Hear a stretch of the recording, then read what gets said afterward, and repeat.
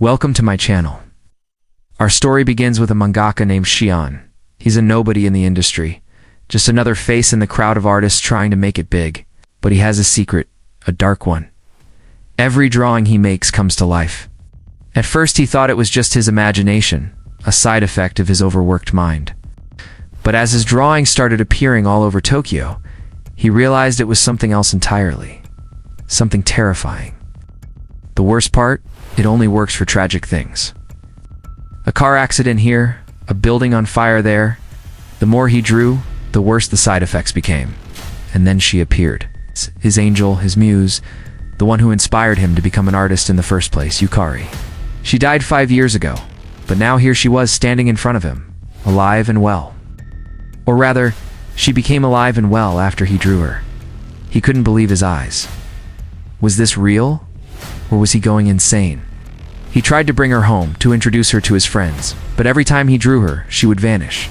Confused and heartbroken, he went back to his room and started drawing non-stop. He drew her laughing, having fun, being alive, but every time he did, she would disappear again. That's when he noticed something strange.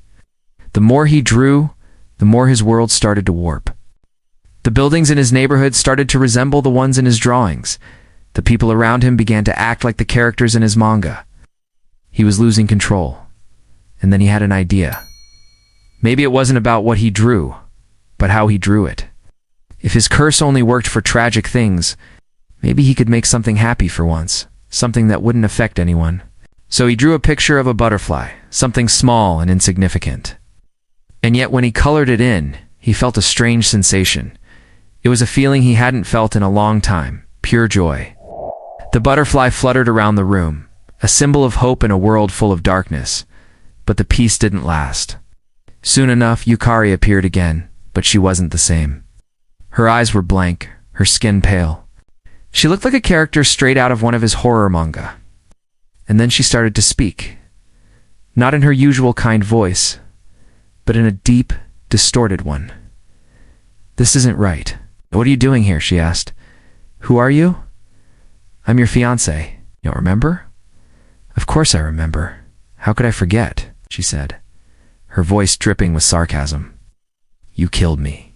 It turns out that every time he draws someone, he doesn't just bring them to life, he also takes away their memories, turning them into hollow shells of their former selves. Realizing what he'd done, he tried to fix it, tried to draw Yukari as she was before, but it was too late. The curse had taken hold of her completely. Now she existed only to punish him, to make him suffer. As she tormented him, he drew, desperate to stop her, to make things right. He drew monsters, demons, anything to stop her. But the deeper he inked, the more the curse took over his mind. He forgot about the outside world, forgot about his friends, his family, his whole life. All that mattered was the paper, the pencil, and the darkness that was consuming him.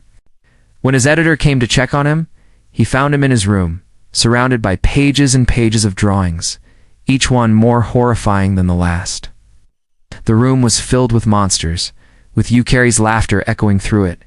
He was gone. In his place was a vessel of the curse, forever trapped in a world of his own making.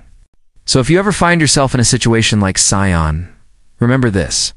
Sometimes it's better to let go, to accept the darkness instead of trying to fight it. Because when you try to bring light into darkness, all you do is give the darkness a face. And sometimes that face looks back at you and asks, why?